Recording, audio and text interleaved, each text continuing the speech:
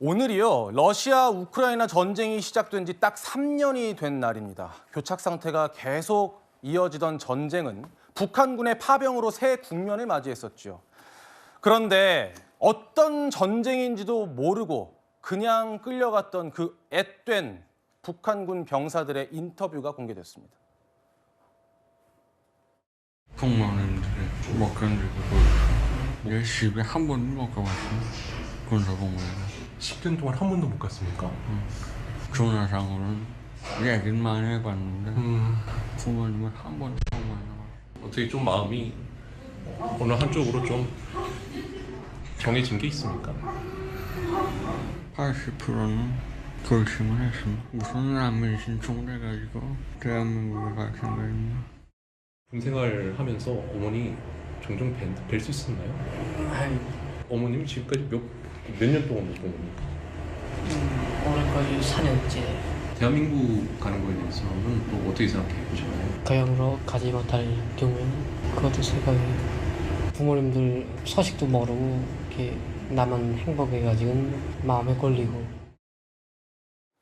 어디로 가는지도 모르는 채 전쟁터로 끌려왔던 20대 초중반밖에 되지 않은 이 병사들, 부모님이 못 견디게 보고 싶다라고 한 병사들.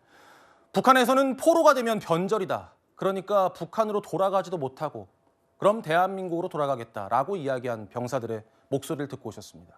그런데 이 앳된 병사들을 사지로 내몬 북한의 김정은 위원장, 오히려 격려 메시지를 냈는데 그것도 본인 목소리가 아니라 다른 병사의 목소리를 빌렸습니다. 수많은 격투 배우들과 진정한 선후에 정부의 심오한 감정을 느끼는 정부들은 영만리 멀리에서 정부의 명령에 충실하기 위하여 강고한 전투 투하로 이어가고 있는 정부들의 헌신 노력에 대하여 무슨 말로 격려하고 감사를 드려야 할지 모르겠다. 이종근 평론가님, 네네. 본인 국가의 자국 전쟁도 아니고, 그렇죠. 근데 뭐 또 병사들한테 동의를 구하지도 않았고요. 그렇습니다. 사지로 내몰아 놓고 격려를 합니다. 그렇습니다. 우리가 전쟁을 하는 이유는 보통 종교 전쟁, 이념 전쟁, 영토 전쟁 이렇게 나눕니다. 거기에 참여하는 병사들은 자신의 신념 또는 이념 또는 자신의 국토, 그러니까 자신이 속한 국가의 영토를 지키기 위해서 이런 어떤 가치를 갖고 있어야만 끝까지 그 전쟁의 어떤 힘든 과정을 견딜 수가 있습니다. 그런데 북한군은 그 어떤 것에도 해당되지 않습니다. 지금 러시아가 옛날 소련처럼 공산주의 국가, 그래서 같은 공산주의 국가의 어떤 이념을 지키기 위해서 그것도 아닙니다. 러시아는 공산주의 국가가 아니기 때문입니다. 그저 러시아가 자신들의 이익을 위해서 우크라이나를 침공해서 하는 전쟁에 역시 북한의 김정은 역시 자신의 이익을 위해서 병사들의 목숨을 대가로 무엇인가 러시아의 여러 가지의 어떤 대가를 요구하면서 지금 끌려간 병사들 아닙니까? 예. 더군다나 이 병사들은 어떤 병사들 주로 부모가 없거나 혹은 신분이 굉장히 열악한 그런 병사들로서 나중에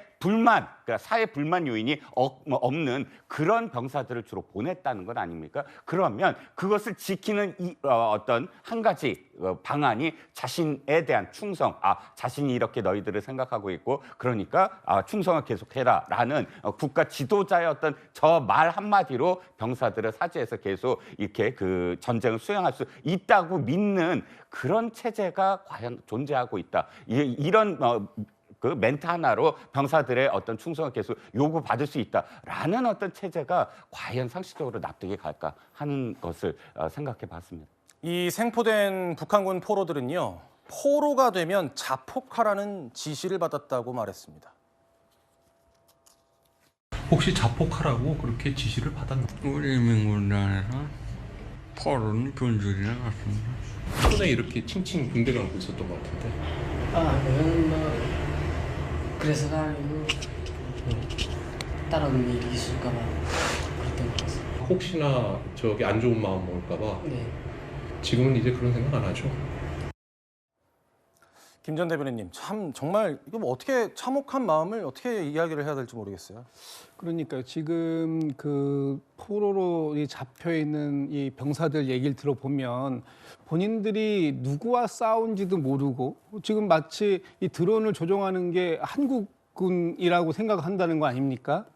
그만큼 또 이 정신적 교육을 그렇게 받은 것이고요. 예. 그러면서 지금 고향에 있는 부모님과 연락 한번 할 수 없는 그런 지경에 있고, 사실 지금 저기에 그 포로로 잡힌 사람은 어떻게 보면 굉장히 운이 좋은 병사다 이렇게 볼 수밖에 없는 것인데, 대부분의 병사들은 포로로 잡히기 전에 잡힐 상황이 되면 자폭해야 된다라는 그런 교육을 지금 받고 있는 것 같아요. 예. 얼마나 안타까운 일입니까? 지금 이 김정은은 이 젊은 병사들을 파병하는 대가로 이 북한의 체제를 유지하는, 김정은 체제를 유지하는 그런 어떤 보상을 러시아로부터 받는지 모르겠습니다만, 이런 인명들이 이렇게 경시되는 이런 상황들 너무나 안타깝다 이런 말씀드리고, 예.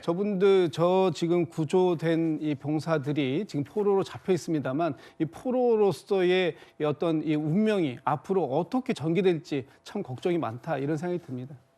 이 포로들은 대한민국으로 가고 싶다라는 마음이 좀 기울어 있는 상태인 것 같습니다. 그런데 우크라이나에서도 이 북한군을 포로로 잡은 우크라이나 군에서도 한국 송환이 가능하다 이런 입장을 처음 밝혔습니다.